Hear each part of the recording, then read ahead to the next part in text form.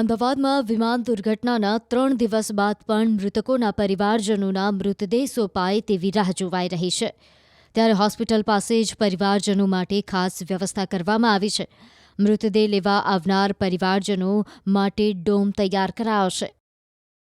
અમદાવાદમાં air India plane ક્રેશને બાદ જે ઘટનાક્રમ બની રહ્યો છે તેને લઈને જે પણ પરિવારજનો છે, જે સ્વજનો છે, તેને તેની જે ડેડ બોડી છે તે આપવાની પ્રક્રિયા છે તે સરકાર દ્વારા શરૂ કરી દેવામાં આવી છે. ડીએનએ ટેસ્ટની જે પ્રક્રિયા હતી તેમાં 12થી પણ વધુ એવા પરિવારો હતા કે જેના ડીએનએ ટેસ્ટ મેચ થયા છે. તે તમામ જે બોડીઓ છે તે હાલ એક પછી એક છે તે આપવામાં આવી રહી છે. હું આપણે દ્રશ્યો બતાવવાનો પ્રયાસ કરી શકો છો કે અમદાવાદ સિવિલ હોસ્પિટલનું જે પોસ્ટમોર્ટમ બિલ્ડિંગ છે તેની બહારના દ્રશ્યો હું આપણે બતાવી રહ્યો છું. ક્યાં અલગ અલગ જે પરિવારજનો છે, સ્વજનો છે તે હાલ અહીં પહોંચી રહ્યા છે અને ખાસ કરીને જેથી સરકાર તરફથી જે કોલ આવે છે સિવિલ હોસ્પિટલ તરફથી, ત્યારબાદ એ તમામ જે સ્વજનો છે એને આખો એક મંડપ પણ સરકાર તરફથી બનાવવામાં આવ્યો છે અને અહીં તમામ જે કહી શકાય કે જે સ્વજનો આવી રહ્યા છે, જે મૃતક પરિવારના જે સ્વજનો આવી રહ્યા છે તેના માટે અલગથી વ્યવસ્થા પણ સરકાર તરફથી કરી દેવામાં આવી છે. કારણ કે જે ઘટનાક્રમ બન્યો છે, બીજું દ્રશ્ય બતાવી શકું છું કે કઈ રીતે ઉચ્ચ પોલીસ અધિકારીઓ પણ અહીં છે અને આ જે પોસ્ટમોર્ટમ બિલ્ડિંગ જે છે એ બિલ્ડિંગની અંદર જ કહી શકાય કે તમામ જે ડીએનએ ટેસ્ટ બાદ તે બોડી છે તે આપવામાં આવી રહી છે. તો સાથે જ અમદાવાદ મહાનગરપાલિકાનું જે આરોગ્ય વિભાગ છે તે પણ ખડે પગે છે અને તમામ જે પણ ડેડ બોડી મળી રહી છે તેના જે સર્ટિફિકેટ આપવાના હોય છે, ડેડ બોડીના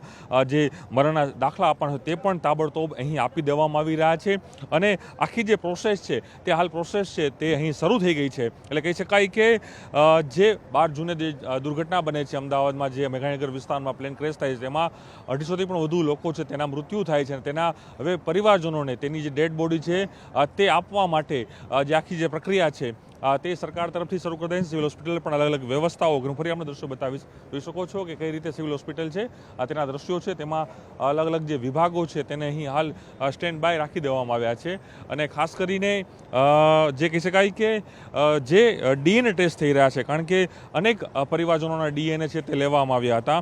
તે ડીએનએ મેચ થયા બાદ અહીંથી કોલ થાય છે એક જે બોડી છે તેની સાથે જ એક અધિકારી, સાથે જ એક પોલીસનો પણ અધિકારી અને કાઉન્સિલ માટે એક વ્યક્તિ, એમ આખી ટીમ છે, એમ્બ્યુલન્સ છે, તેના જે સ્થળ સુધી પહોંચે તે પ્રકારની વ્યવસ્થા પણ સરકાર છે તે કરી રહી છે અને હાલ આખી જે કામગીરી છે તે સરકારે આરંભી દીધી છે અને તમામ પરિયોજનો રહેવાની વ્યવસ્થા પણ સરકાર તરફથી અહીં કરી દેવામાં આવી છે.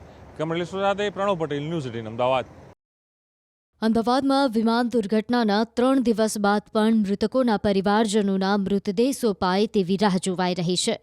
ત્યારે હોસ્પિટલ પાસે જ પરિવારજનો માટે ખાસ વ્યવસ્થા કરવામાં આવી છે. મૃતદેહ લેવા આવનાર પરિવારજનો માટે ડોમ તૈયાર કરાયો છે.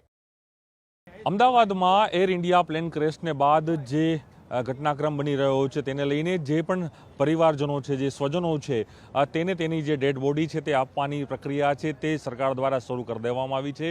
ડીએનએ ટેસ્ટની જે પ્રક્રિયા હતી તેમાં 12થી પણ વધુ એવા પરિવારો હતા કે જેના ડીએનએ ટેસ્ટ મેચ થયા છે. તે તમામ જે બોડીઓ છે તે હાલ એક પછી એક છે તે આપવામાં આવી રહી છે. હું આપણે દ્રશ્યો બતાવવાનો પ્રયાસ કરી શકો છો કે અમદાવાદ સિવિલ હોસ્પિટલનું જે પોસ્ટમોર્ટમ બિલ્ડિંગ છે તેની બહારના દ્રશ્યો હું આપણે બતાવી રહ્યો છું. ક્યાં અલગ અલગ જે પરિવારજનો છે, સ્વજનો છે તે હાલ અહીં પહોંચી રહ્યા છે અને ખાસ કરીને જેથી સરકાર તરફથી જે કોલ આવે છે સિવિલ હોસ્પિટલ તરફથી, ત્યારબાદ એ તમામ જે સ્વજનો છે એને આખો એક મંડપ પણ સરકાર તરફથી બનાવવામાં આવ્યો છે અને અહીં તમામ જે કહી શકાય કે જે સ્વજનો આવી રહ્યા છે, જે મૃતક પરિવારના જે સ્વજનો આવી રહ્યા છે તેના માટે અલગથી વ્યવસ્થા પણ સરકાર તરફથી કરી દેવામાં આવી છે. કારણ કે જે ઘટનાક્રમ બન્યો છે, બીજું દ્રશ્ય બતાવી શકું છું કે કઈ રીતે ઉચ્ચ પોલીસ અધિકારીઓ પણ અહીં છે અને આ જે પોસ્ટમોર્ટમ બિલ્ડિંગ જે છે એ બિલ્ડિંગની અંદર જ કહી શકાય કે તમામ જે ડીએનએ ટેસ્ટ બાદ તે બોડી છે તે આપવામાં આવી રહી છે. તો સાથે જ અમદાવાદ મહાનગરપાલિકાનું જે આરોગ્ય વિભાગ છે તે પણ ખડે પગે છે અને તમામ જે પણ ડેડ બોડી મળી રહી છે તેના જે સર્ટિફિકેટ આપવાના હોય છે, ડેડ બોડીના જે મરણના દાખલા આપવાના હોય તે પણ તાબડતોબ અહીં આપી દેવામાં આવી રહ્યા છે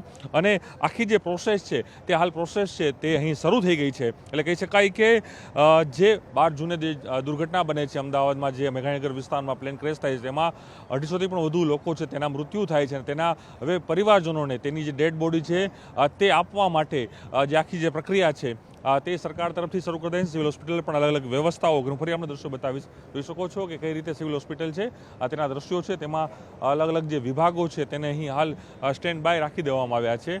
અને ખાસ કરીને જે કહી શકાય કે જે ડીએનએ ટેસ્ટ થઈ રહ્યા છે, કારણ કે અનેક પરિવારજનોના ડીએનએ છે તે લેવામાં આવ્યા હતા. તે ડીએનએ મેચ થયા બાદ અહીંથી કોલ થાય છે એક જે બોડી છે તેની સાથે જ એક અધિકારી, સાથે જ એક પોલીસનો પણ અધિકારી અને કાઉન્સિલ માટે એક વ્યક્તિ, એમ આખી ટીમ છે, એમ્બ્યુલન્સ છે, તેના જે સ્થળ સુધી પહોંચે તે પ્રકારની વ્યવસ્થા પણ સરકાર છે તે કરી રહી છે. અને હાલ આખી જે કામગીરી છે તે સરકારે આરંભી દીધી છે અને તમામ પરિયોજનો રહેવાની વ્યવસ્થા પણ સરકાર તરફથી અહીં કરી દેવામાં આવી છે.